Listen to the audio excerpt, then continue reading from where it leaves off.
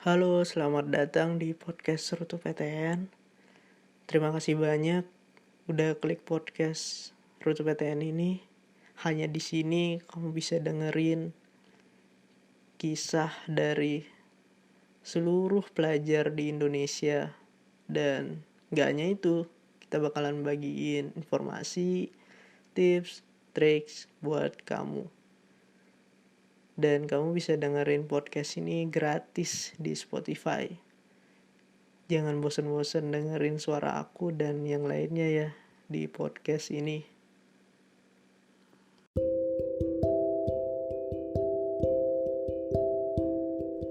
Halo teman-teman, balik lagi sama aku Odi. Dan seperti biasa, aku bakal bagiin tips-tips dan informasi menarik buat teman-teman semua. Nah, di episode kali ini aku mau bahas gimana sih caranya jadi mahasiswa berprestasi dan disenangi sama dosen. Menjadi mahasiswa yang berprestasi di kampus tentu suatu hal yang membanggakan. Meski demikian, untuk mewujudkannya diperlukan kerja keras sehingga gak mudah. Jika kamu ingin menjadi mahasiswa berprestasi tapi gak tahu caranya, mungkin beberapa tips ini bisa membantu kamu. Disimak baik-baik ya. Yang pertama, review materi kuliah. Tugas mahasiswa bukan sekedar datang untuk kuliah, tapi kamu juga harus memahami materi yang diberikan sama dosen, supaya kamu memperoleh nilai yang bagus saat ujian. Tentu yang dilakukan adalah belajar. Review kembali materi kuliah yang diajarkan secara rutin, sehingga kamu gak sistem kebut semalam saat ujian tiba.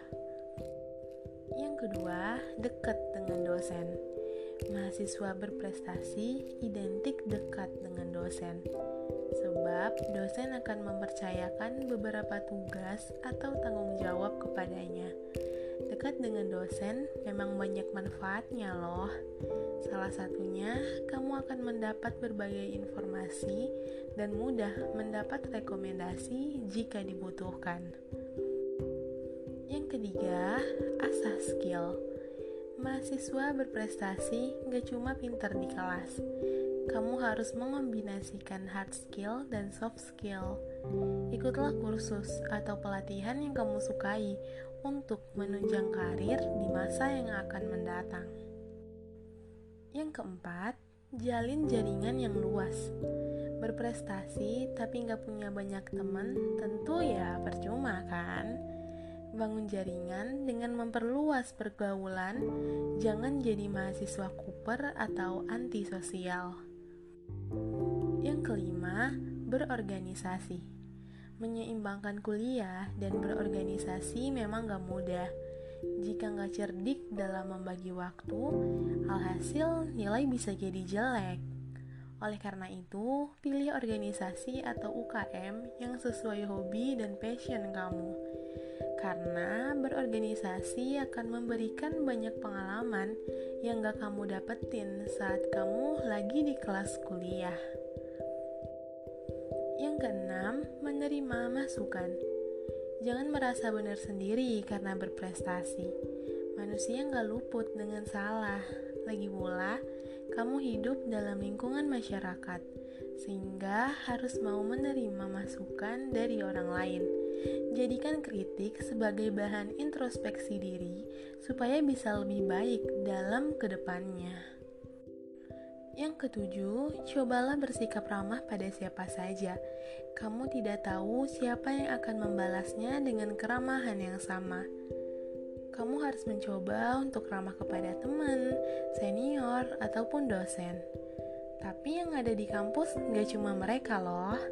Masih ada pegawai akademik, petugas kebersihan, dan juga petugas keamanan. Bersikap ramah kepada mereka dapat memberikan kemudahan pada kita. Saat kita ada kesulitan dengan jurusan administrasi kampus, pegawai akademik akan dengan senang hati membantu jika kita bersikap ramah kepada mereka. Begitu juga dengan petugas kebersihan dan keamanan.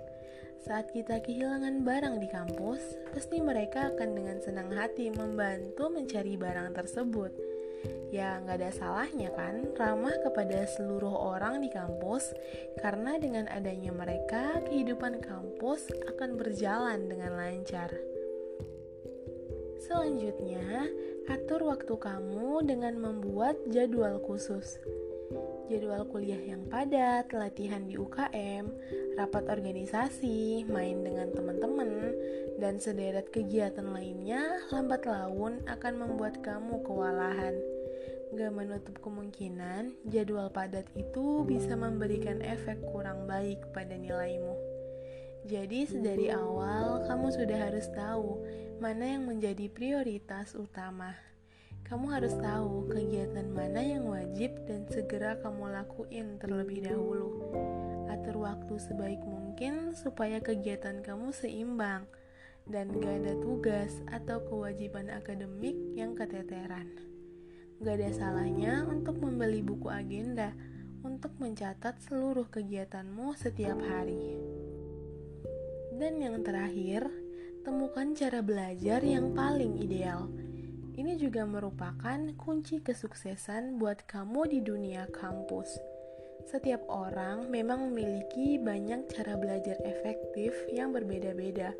Ada yang suka belajar di malam hari, ada yang juga suka belajar di pagi hari. Eksplorasilah terus cara belajar kamu. Coba semua gaya belajar yang kamu tahu, sampai kamu nemuin cara belajar bagaimana yang paling baik buat diri kamu. Jika sudah, gunakan terus gaya belajar itu, dan sukseslah menjadi mahasiswa. Semoga informasi yang aku berikan ini bermanfaat ya buat teman-teman semua.